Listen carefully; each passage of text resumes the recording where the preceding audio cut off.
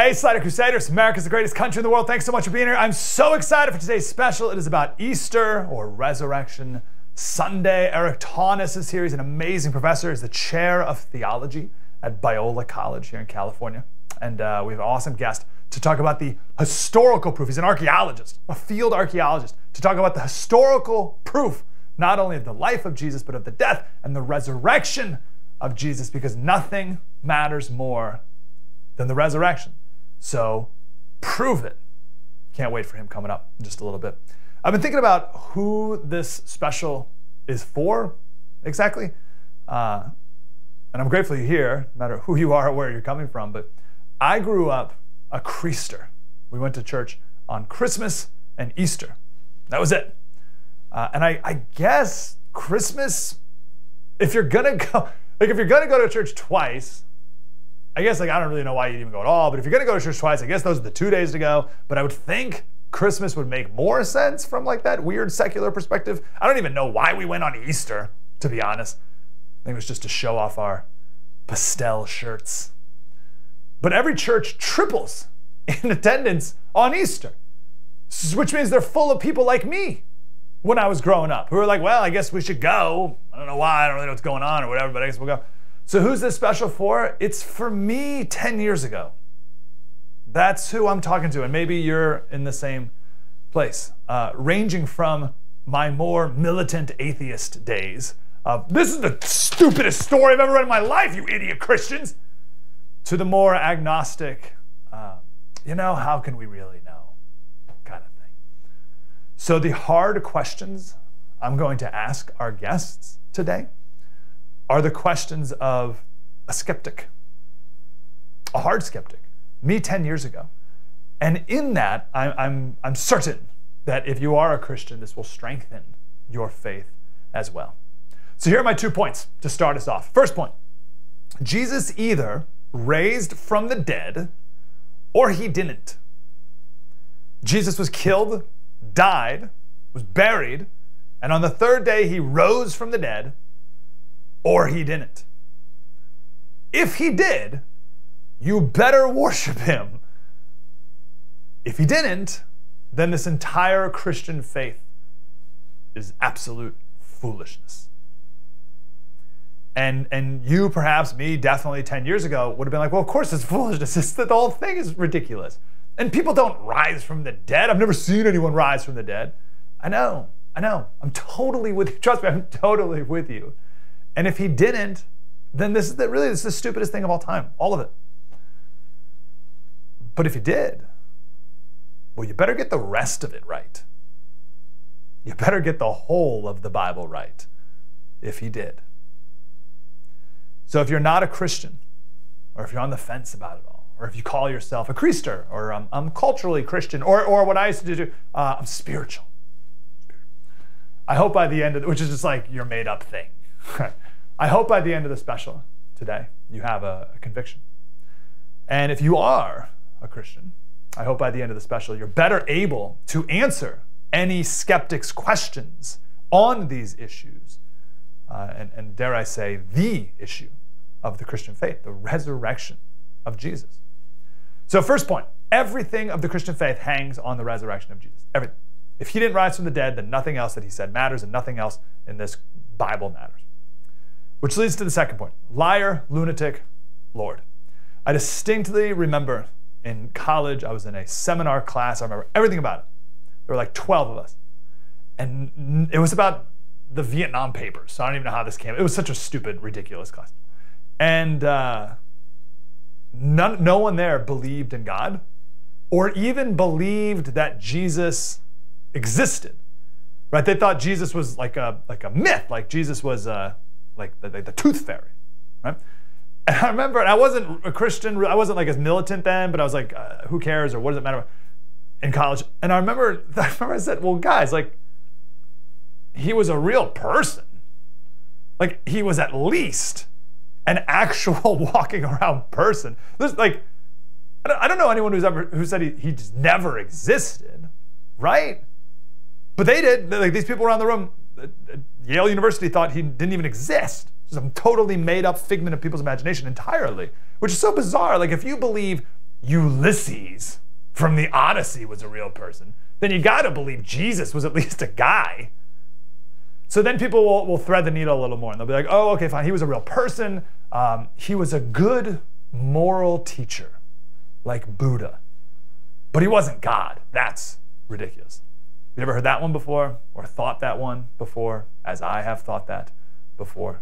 That Jesus is a good moral teacher. He's someone you should read and love your neighbor, right? Yeah, okay, good one, Jesus. Like, I like that. It's a good little tidbit of information you give me, right? A little bit of maybe the wisdom you can pick up here and there. He's in the same category as Marcus Aurelius or Sun Tzu or Jordan Peterson.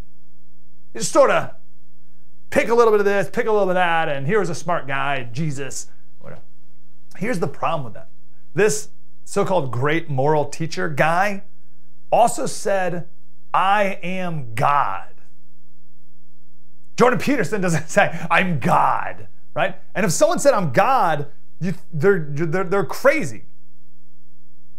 And that's where C.S. Lewis, he's not the first person that came up with this formulation. Someone did about 200 years prior, but he's the first person to come up with the alliteration of liar, lunatic, Lord. So C.S. Lewis says that, well, Jesus is either a liar, a lunatic, or a Lord. So he's either a liar, where he says he was God, but he wasn't. He's a lunatic, where he thought he was God, but wasn't. Or he is who he says he is, God. Here's how C.S. Lewis put it. He said, I'm here trying to prevent anyone saying the really foolish thing that people often say about him, Jesus. I'm ready to accept Jesus as a great moral teacher, but I don't accept his claim to be God. That is the one thing we must not say. A man who is merely a man and said the sort of thing Jesus said would not be a great moral teacher. He would either be a lunatic on the level of the man who says he's a poached egg, or else would be of the devil of hell. You must make your choice. Either this man was and is the Son of God, or else a madman, or something worse. You can shut him up for a fool, you can spit at him and kill him as a demon, or you can fall at his feet and call him Lord and God. But let us not come with any patronizing nonsense about his being a great human teacher. He has not left that open to us. He did not intend to. Okay, very good. So I want proof then, Slater. Show me the proof. I want proof.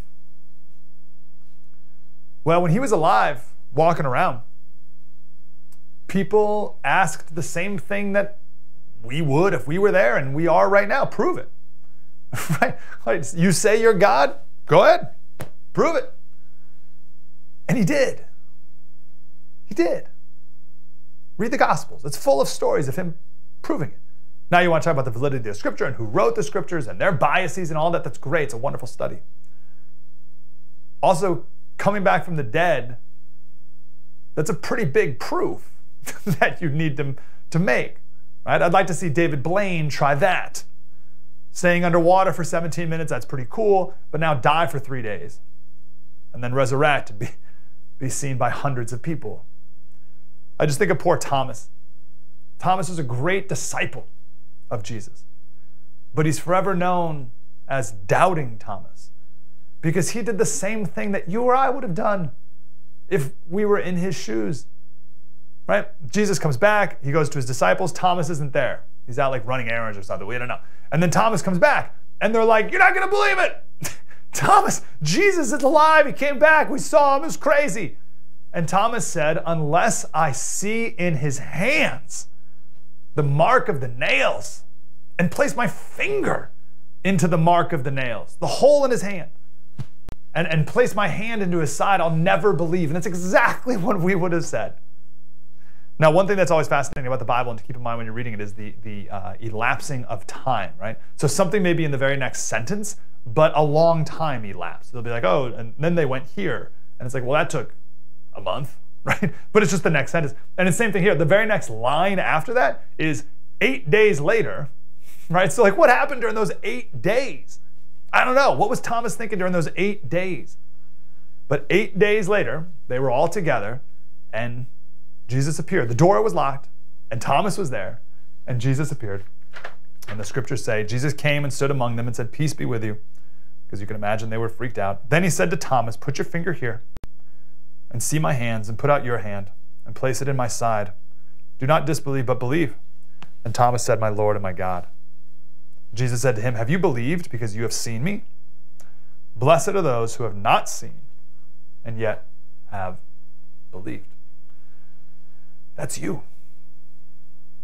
That's you. Jesus was talking about you. You who have not seen, but still believe. We'll talk about this more a little later in the final segment, but I love how the disciples didn't even believe he resurrected, right? That's crazy. You'd think they'd be the ones who would believe it first and the most and never forget and be all about it. But even they, like Mary Magdalene, she showed up at the tomb 3 days later still expecting him to be dead. And she sees the stone rolled away, and she thought someone took his body. She said, "Where'd they put him?" She like raising from the dead, like Mary Magdalene, raising from the dead, wasn't even like in her contemplation. And then she saw a guy, she thought it was the gardener. And Jesus said, "Mary." So today, we're going to give some proof on today's special. We can't give all the proof. I hope it inspires you to go find more. It's all there, right? It's all out there. I love when like atheists or skeptics, like I was, come up with these questions and these challenges and these skeptical things, and maybe it comes from a good place. It usually doesn't, but sometimes it does. And if they can't come up with the answer themselves, or if they ask one person who doesn't have the answer, then they're like, "Oh, it's unanswerable. This whole thing's stupid." And it's like, no, your concern is not original. This has been talked about for thousands of years, and there are people out there with answers. The answers are there if you really want to go find them. Stop thinking that you're so brilliant that you came up with the one critique of Christianity that's never been thought of before, that's going to make the whole thing come crumbling down in front of you. Get over yourself on that. The answers are there if you want them. We're going to go over a bunch of them here. If you still catch yourself saying, "I need a sign. Show me a sign. I need a sign today," I'm reminded of maybe my favorite story in the Bible. It's Luke 16. There was a homeless man, basically, Lazarus, and he was so diseased, dogs would lick his sores. And then there was a rich man, and the poor man, Lazarus, died and went to heaven, and the rich man went to hell. And let me quote this right here. "The rich man also died and was buried, and in Hades, being in torment, he lifted up his eyes and saw Abraham far off and Lazarus at his side. And he called out, 'Father Abraham,'" right? You with me? So the rich man is in hell, basically. "And he called out, 'Father Abraham, have mercy on me. Send Lazarus to dip the end of his finger in water and cool my tongue, for I am in anguish in this flame.' And Abraham, over on the other side of the chasm, said, 'Child, remember that you in your lifetime received the good things, and Lazarus in like manner bad things, but now he is comforted here in heaven, and you are in anguish. And besides all this, between us and you is a great chasm. It's been fixed, in order that those who would pass from here to you may not be able, and none may cross from there to us.'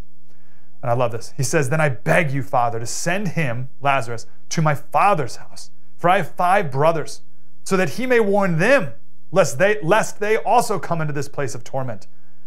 Right? So he's like, go back to real life, go back to like living, and tell my family to become a Christian and believe. Otherwise, they're going to end up where I am, and I don't want that.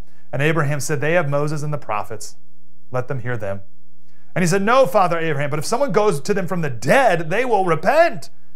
And he said to them, "If they do not hear Moses and the prophets," like if they do not hear Moses and the prophets and listen and understand then, "neither will they be convinced if someone should even raise from the dead." To many, there's no sign. Even if Jesus appeared to you right now with his pierced hands and feet himself, even to them, that would not be convincing. "Oh, but I need a sign. I need a sign. Show me a sign." You got your signs. Don't wait until it's too late to know the truth. We'll talk about the archaeological evidence, the historical evidence, the cultural evidence, coming up next.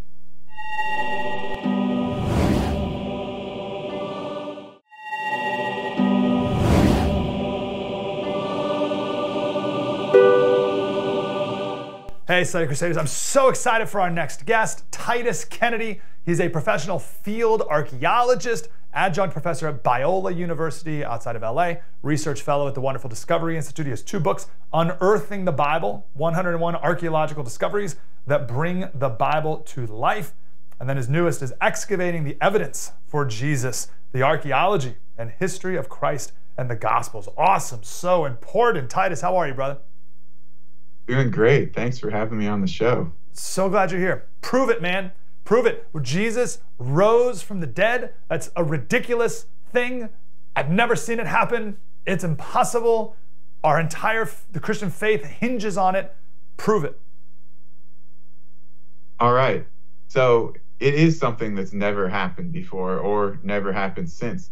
It's a medical anomaly, in the words of some skeptics who are searching for an alternative explanation.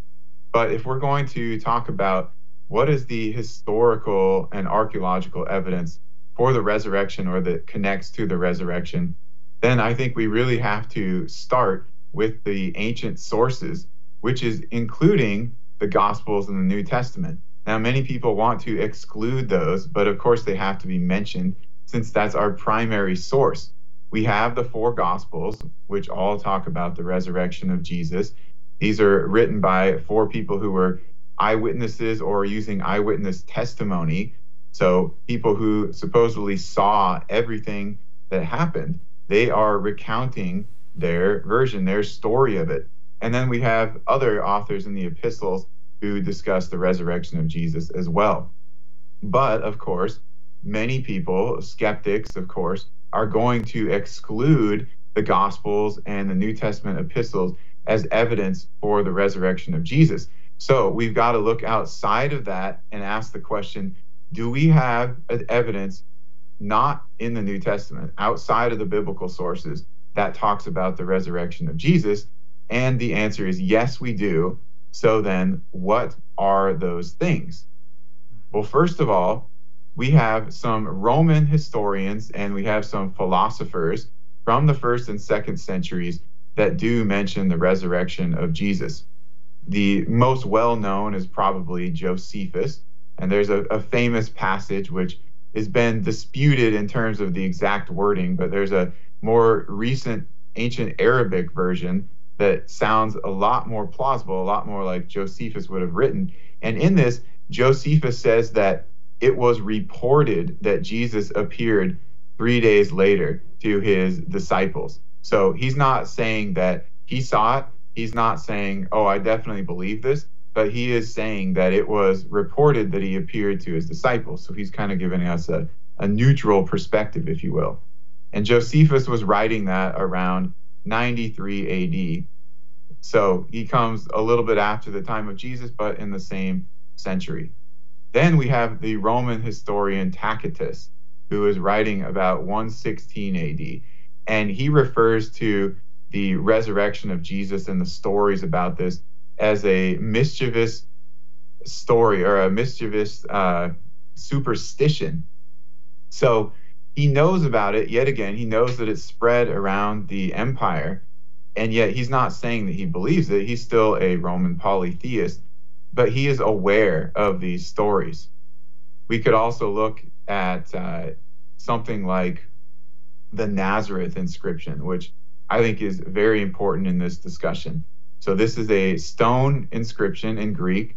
It's sometimes called a rescript, like a letter of the emperor that was written to a specific place or province in the empire, and it gave a new order, a new law. So this Nazareth inscription, it turned up in Nazareth, thus the name, surprise. And on it, it talks about a new penalty for a specific type of crime dealing with a tomb. And this new penalty is death, so it's very extreme. The Romans obviously wanted to put a stop to something by enacting this new death penalty. And in the edict, they describe a very specific circumstance and a very specific type of tomb connected to that. And they talk about a rock-cut tomb that is sealed by a stone, and then they say that if anybody moves a body out of that with wicked intent, then they could face the death penalty. Well, that sounds a whole lot like the story that was circulated by the Roman soldiers. If you read Matthew chapter 28, it says that the Roman soldiers were supposed to tell people that the disciples had stolen the body of Jesus. And that was the explanation for the resurrection. And so this gets circulated, and it reaches the ears of the emperor. Probably Emperor Claudius was the one who issued this edict, maybe around 41 AD. So we're talking about 8 years after the resurrection of Jesus in 33 AD. And he wants to put a stop to this rumor, this mischievous rumor or superstition, as Tacitus calls it, and make sure that nothing like this ever happens again. And so we have this death penalty, extreme circumstance here. And yet, why does this thing pop up in Nazareth? If that is where it was excavated or looted in this case, it would make a lot of sense because the early Christians were called Nazarenes. They were associated with that place because Jesus of Nazareth. So that really would be, I think, our main archaeological and historical evidence. We have other Roman sources that discuss things telling us how much of an impact Christianity and the story of the resurrection had on the empire. Things like Claudius expelling the Jews from Rome in about 49 AD because of disturbances over Christ. So it seems like within the community of Jews there, some people were believing in Jesus as the Messiah and his resurrection, and others were not. They got into some fights, and Claudius was having none of it. We could look at things like Pliny, who is investigating the Christians later on and looking at their beliefs. So we have a lot of things that allude to this and connect to it. And really interesting. And then we have the testimony of the apostles and early church history and how all these eyewitnesses died for their belief in the resurrection, which seems very, very strange and illogical if it was some vast conspiracy that all of them would follow this faith to their death. Yeah, because that's the thing. When you go back to your very first point that, oh, these eyewitnesses wrote about it, it's funny how people would dismiss that as, oh, they were biased. Well, they were biased all the way to death, right? I mean, like, they kept up this lie all the way to being put to death. Who was put to death who was martyred for this? Well, it depends on how you interpret some of the earliest church historical sources, but some people say, if you're following all the sources we have, that all of the apostles actually were martyred. Some say that John was not, and the other 11 were, and then some say that we can know fairly certainly that several of the apostles, the original 12 disciples, or minus Judas, were killed for their faith, were martyred, and some of the ones we don't have good enough information about. But we do have things in the writings of Eusebius, for example, that talk about other followers of Jesus, not the 12, not the apostles, who were also martyred for their faith. So it's really a wide range of people, and as you said, it's so strange that they would take this all the way to ending their life if they had just created this conspiracy themselves. I get so many questions. We only got like 2 minutes, but I want people to go read your books and get all this detail. Why is it important to know this other stuff? I got a couple different questions I want to throw your way. Why is it important to know this other archaeological history? Why do you think people find secular sources of greater authority than the scriptural sources? The question number two. Question number, yeah, do those two, and I got one more follow-up. So the secular versus scriptural sources, why people put more weight on that, or why non-Christians or people skeptical of the Bible do that, is because they're looking at the Bible as an erroneous religious text that contains fairy tales or mythology, and therefore they're automatically disqualifying it as a valid historical source. And so sometimes we have to play that game, so to speak, and we have to go and look at just the other sources and say, these are evidence that the biblical text is correct. We're not even going to use the biblical text as the evidence in this argument. Now, why are these other sources so important, or why should people look at those? And that is the reason why that people are asking for other arguments, other evidence, and we should be able to corroborate things that are in the New Testament If they all happen, then we shouldn't have a conflict with the historical sources. So knowing what the Romans and other first century historians and second century philosophers said about Jesus is important. If there's archaeological evidence or inscriptions that connect to that, we should know so that we can see what is the other evidence that connects to the resurrection story. And the timelines all work out, right? We're just a church we're going through. I think we just read Luke 2, and it's all about, you know, the emperor called for this, and the census, and the that, and the other, and the this, and all the timelines of everything always match up. The locations all match up. All that pinpoints out perfect, which is, I think, a good evidence of truth as well. My last question for you, and I hope we can do it again, Titus.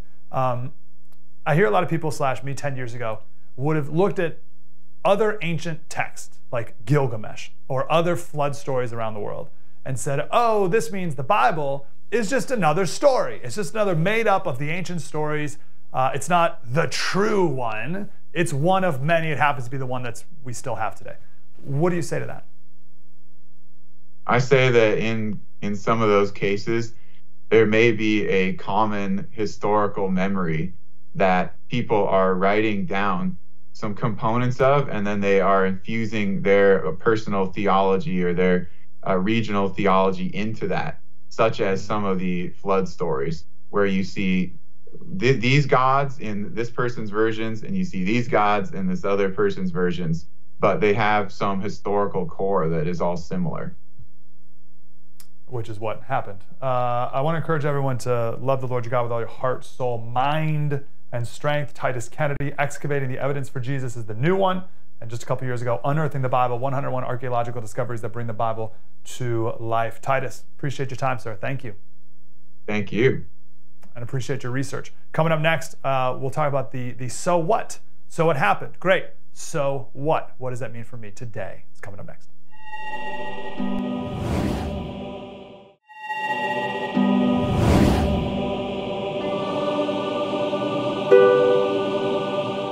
Hey, Slater Crusaders, welcome back to our special. So the last segment, we talked about the history, the archaeological proof of the resurrection, all the rest. I want to talk about the so what, the who cares, the why does it matter, with a good friend and one of my favorite people, Eric Taunus, Dr. Eric Taunus. He's a professor and chair of theology at wonderful Biola University, which I'm glad exists, as my kids are, I guess, 14 years away from college now. Maybe you'll still be there, Doctor. How are you, sir?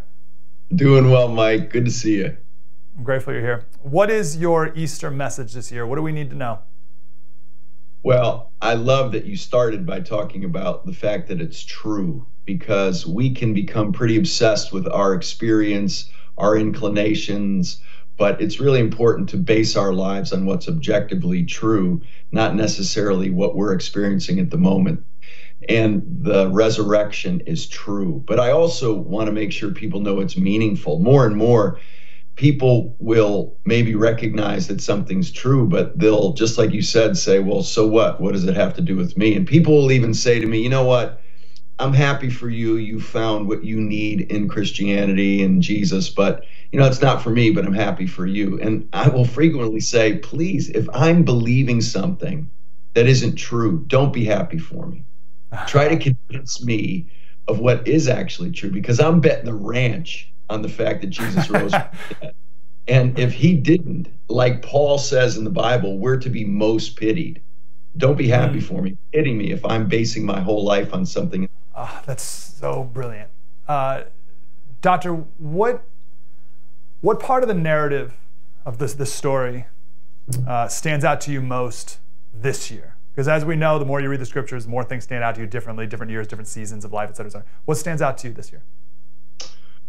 Well, after all of the difficult things we've been going through, not just in this country, but in the world, whether it's COVID lockdowns and isolation, or the war raging in Ukraine, or all the strife we see in so many ways in our society, I think we desperately need hope, and we realize that. And I want an answer to death most of all. And that's what the resurrection provides. It's easy to act like we're not going to die and try to find reasons to keep going. But the resurrection gives us ultimate answers to what we're going to do about death. And I want an answer to that most of all. And that's what Jesus provides. His death for our sins and his resurrection is the vindication of everything he was and did, and what we desperately need him to be for us. And so it's a source of hope like nothing else I've ever seen. So how can I now live my life differently because of this thing that happened?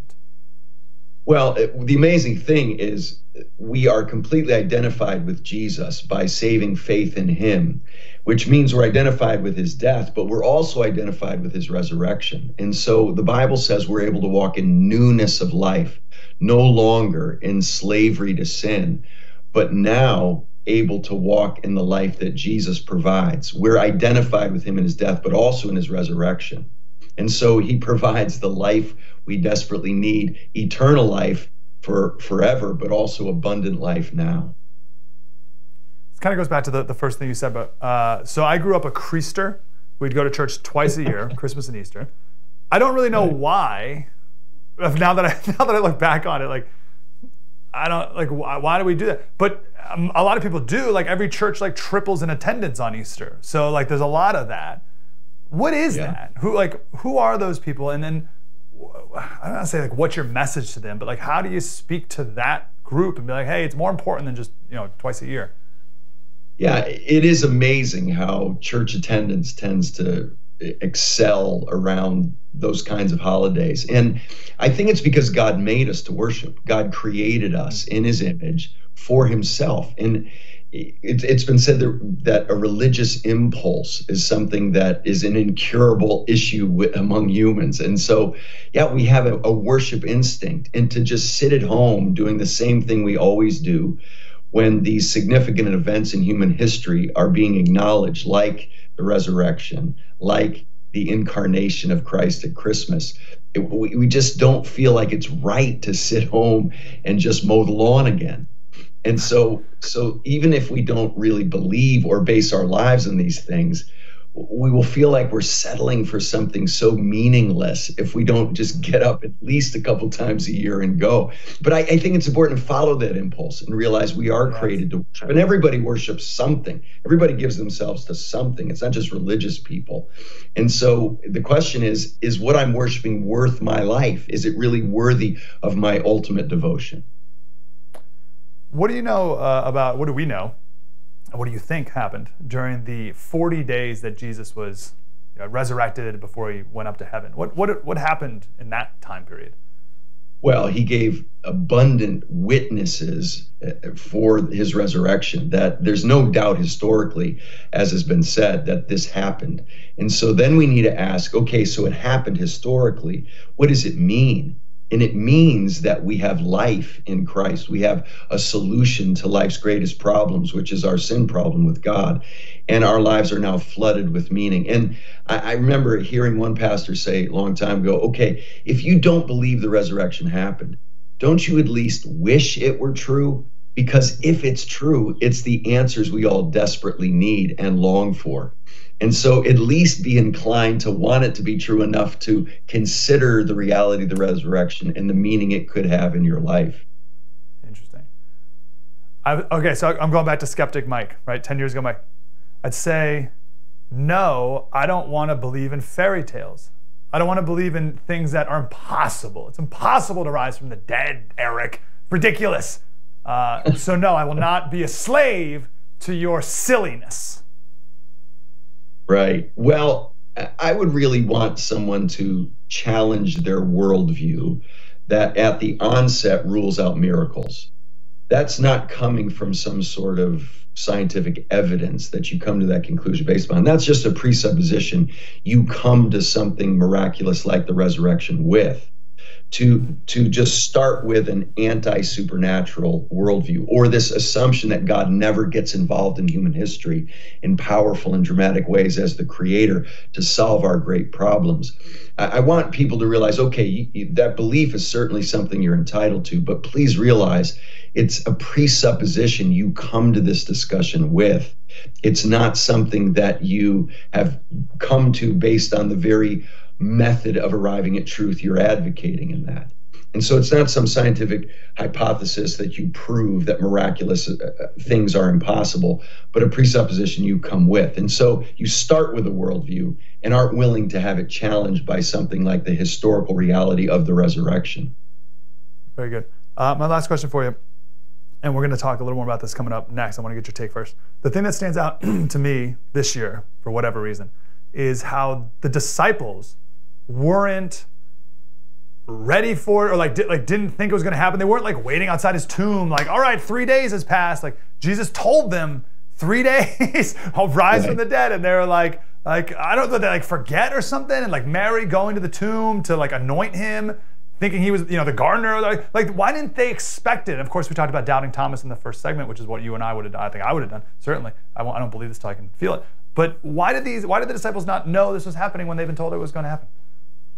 Yeah, I take great comfort when I read the story of the disciples, because they were some struggling people, and it took them a long time and a lot of situations for them to be able to understand all the meaning behind what Jesus said. And so it was like this fluorescent light bulb starting to flicker and go on for them. And even though he told them, they would resist it, they would have a struggle believing it and understanding the meaning of it over time. And so they were in process, and they were learning to understand what Jesus really meant, that he really meant he was going to rise from the dead. It's amazing how often they would miss the point when he was talking. And at times, demons knew more about Jesus than the disciples did, because they were slow to understand and slow to believe. And Jesus would even say that. One of his favorite titles for his dear friends and disciples was "You of little faith." And so they were struggling to understand this. And I'm still struggling to really understand and apply the meaning and the reality of the resurrection to my life on a daily basis. That's why Jesus calls us to daily discipleship, and not just a one-time thing. So grateful for you, Professor. Everyone send your kids to Biola.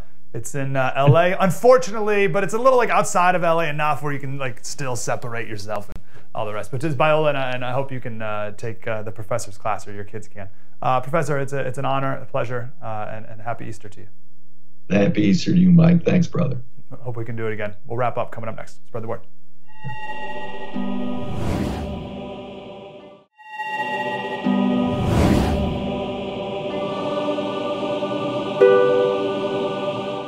Hey, Slater Crusaders, welcome back to our special about Easter. I just want to take a minute here to talk about the old pagan origins of Easter, because atheists like to say, Christianity is no different than any other cult, and we just stole everything from the pagans before us, like the Christmas tree and Saint Nick and all the rest. Let's talk about that for a second. So people say Easter comes from the Anglo-Saxon goddess Eostre, which comes from the Babylonian goddess Astarte, which is the goddess of spring. Not really. I would argue it comes from the German word Ost, which means east. The sun rises in the east. Easter, or Esther, is the German word meaning first.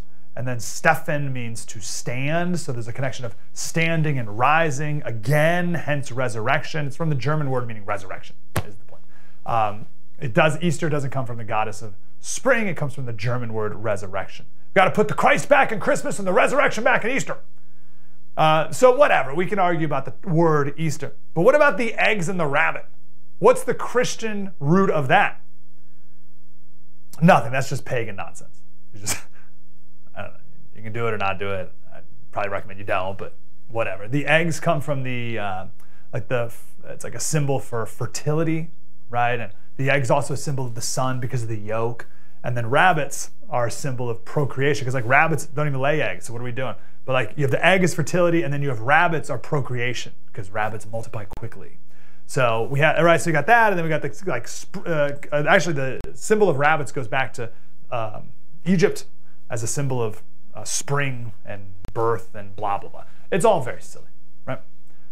What we're talking about is a man who said he was God, rising from the dead or not. That's what matters. Easter, the bunny, Cadbury eggs, pastel shirts, whatever. Did this man rise from the dead or not? And in those 40 days before he rose to heaven, he was seen by over 500 people. You either believe that or you don't. And I can't force you to believe it. I can show you all the archaeological evidence we have, and you believe it or you don't. Certainly, I can't force you to prove it in the few minutes we have together. We spent some time proving the resurrection the best we could, right? But the real question is not proving the resurrection. The real question is, what does the resurrection prove? You with me on that? It's not about proving the resurrection, although yes, but we now have to talk about what does the resurrection prove. Two things. First, Jesus conquered death. It would be a real bummer if Jesus died and death won. But death didn't win. And the pastor or professor talked about this in the last segment. Everyone's so terrified of dying, right? It's everyone's greatest fear. It's the root of so many sins in our world, including our reaction to COVID, of course. And there's so much fear and anxiety while we're here. And the root of it surely is because people have no concept of eternity and eternal life. If people did, then they wouldn't cling so desperately to the time here. And then second, again, if Jesus rose from the dead, then the rest of everything in the Bible is true. The rest of it is true. If you believe the craziest thing in there, right, the rising from the dead, then the rest of it's true. And the rest of it's like nothing compared to that, right? And then you can take confidence and find peace that all the answers are in here. It's all right here. Everything, right? If you can believe the craziest thing in here, then the rest is obviously true. The more I study the scriptures, the more I'm convinced that this is not the handiwork of people. It's just not. Because no person or group of people could, first of all, come up with a consistent storyline by 40 authors and 66 books over thousands of years without a single contradiction and a perfectly coherent theme throughout. Like no human, like the impossible, like if it was written by one guy, you couldn't even have it be consistent. You know what I mean? But like 40 authors over thousands of years at different places, like how can it all be consistent? It's impossible.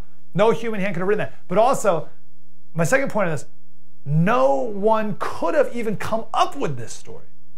No one wanting to start a religion would have made the main people in it such fools. Right? We were talking about with the professor in the last segment, like the disciples, you should take great comfort that the disciples were as foolish as you and I are. Right? But if the disciples wrote it, they'd be like, well, we're awesome. Of course we believe everything. We're great and we're brilliant, blah, blah. But they were dopes the whole time. Right? No one writing this back then would have made so many of the main characters women. In the genealogy of Jesus in Matthew 1, starts off with genealogy, Matthew includes 5 women. That alone is unusual. But when you study the 5 women, they're prostitutes and adulterers and idol worshipers, and then Mary, she's the 5th. Right? Who's a 14-year-old woman, 14-year-old girl, right? No one wanting to start a religion would have done that. No one would have come up with a story of the Savior helping women, talking to women, riding a donkey, born in a feeding trough, in a stable, angels announcing the Messiah to shepherds, the lowliest people in society, be like announcing to like janitors or something like that. Right? No one would have written that. And the Messiah dying such a disgraceful death, no one would have written about his followers betraying Jesus. Right? That would, he would have been put in there. And then, as we talked about earlier too, his like main guys, main disciples, forgetting the thing that Jesus said, Mark 9:30, the Son of Man is me, Jesus is going to be delivered into the hands of men and they will kill him and then he will be killed. And when he will be killed, after 3 days he will rise. He told that to the disciples. And none of the disciples, after Jesus died, were like, hey, don't worry about it. He said he's going to die and then rise 3 days later. So it's fine. It's all good. Let's just go hang out for a couple days. Then we'll meet outside the tomb and we'll have a little party. And then he'll rise and we'll be like, oh, yeah, we knew it. We knew it the whole time. No, they didn't do that. They weren't waiting. No one would have written that. No one would have written it. They were shocked when he rose. The 2 Marys that went to go see Jesus in the tomb in Matthew 28, they brought oil and spices and oil and they were going to anoint him. And as they were walking to the tomb, one of the Marys said, who's going to roll away the stone for us so we can get to Jesus and anoint him? Who's going to roll away the tomb? They thought he'd still be dead. The Marys, like the most loyal of followers of Jesus, thought he was dead on the third day. And they went to go anoint his body, and it didn't even think to them, oh, remember when he said he's going to rise? And like, maybe he's not there. No, they knew he was going to be dead. They watched him die. They watched him say it was finished. They watched him be wrapped by Joseph and buried in the tomb, and then days went by. And they went to anoint the body, and their only concern was, how are we going to get in? And they got there, and the stone was rolled away already. And just quick note here, Jesus did not roll the stone away in the front of the tomb so that he could get out. Often you see like a painting with the stone rolled away and then Jesus like standing there as if he's the one who moved it. No, the angel rolled the stone away so that eyewitnesses could get in. See the difference there? So listen, you can believe whatever you want, right? You can cling to whatever you want in this life, whatever idol you come up with, and if you're lucky, you'll end up as happy as Will Smith. Seriously, go do it. Go follow him. Follow you, follow your desires, your urges, follow whatever famous celebrity or athlete or whatever you want to follow and see how it goes. See where it leads you. Or you can study the life of someone who died and rose from the dead, and then decide if you want to follow him. Or in the words of the Bible, make him Lord of your life. Make a choice. That's it. And I know this is not welcome today. It's not, you're supposed to be all like, ooh, coexist, a little bit of this, a little bit of that. I don't want to be mean, or don't say anything, you're going to don't want to be exclusive, or don't want to hurt anyone's feelings, got to be nice. Blah, blah, blah. Who are you to say what's true? It's good for you, not for me, blah, blah, all that nonsense, right? No. You can either choose forgiveness, blessedness, joy, fulfillment, and heaven for all of eternity, or damnation, punishment, and hell forever out of his presence. Says who, Slater? Says your silly little book? Fine. Play that game all day long. Play the Says Who game all day long. I just don't want you, like that rich man, pleading for Lazarus, for please just one more chance. It's all right here. Have a happy Easter. Mike Slater. Spread the word.